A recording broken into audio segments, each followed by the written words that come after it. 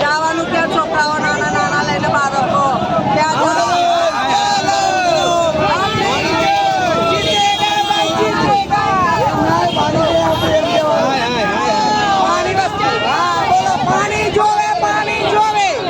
પાણી જોવે અમારા પાણીની તકલીફ બહુ છે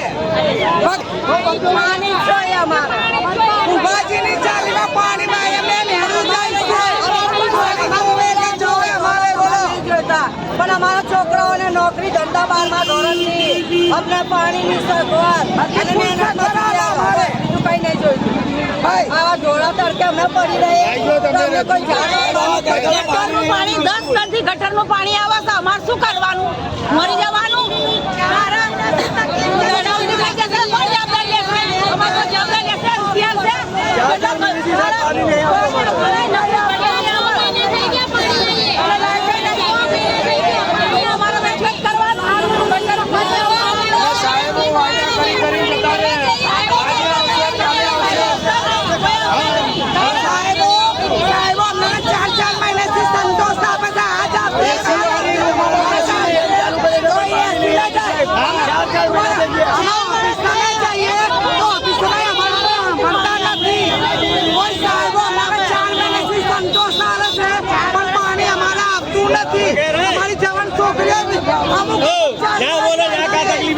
અમુક ચાલ में कहीं तो हमारी छोकरी ने पानी में देखाई लागी नहीं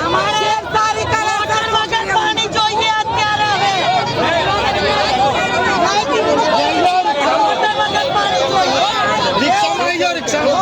જે રીતે વિરોધ થયો છે પાણીની સમસ્યા 6 મહિનાથી છે કેટલા ઘરોમાં કેટલી ચાલીમાં અને શા માટે કામગીરી નથી થઈ પહેલા તો જે હું કહીશ કે કુબેરનગર વોર્ડમાં છેલ્લા 1 મહિનામાં ઇજનેર ખાતા દ્વારા પાણીની પ્રશ્ન સોલ્વ કરવા માટે કામગીરી થઈ ગયેલી છે કુંભાજીની ચાલી જેની રજૂઆત જે કરી રહ્યા છે જેમાં 1500 જેટલા મકાનો છે આ ઉપરાંત ભગવતીનગર સંતોષીનગર એ જે તમામ વિસ્તારો છે જેમાં પાણીની સમસ્યા જે આજથી 1.5-2 મહિના પહેલાં હતી એને સુધારણાના ભાગરૂપે અમે લોકોએ એક સેપરેટ લાઇન પાણીની નાખી અને મેઘાણીનગર ટાંકીમાં એનું જોડાણ કરેલું છે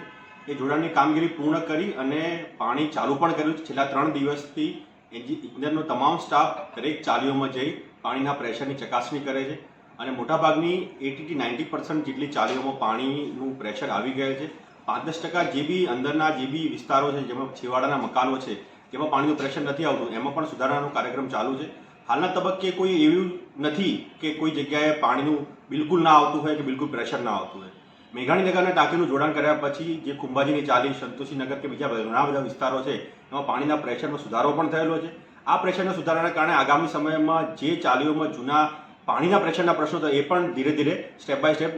સુધારવાનું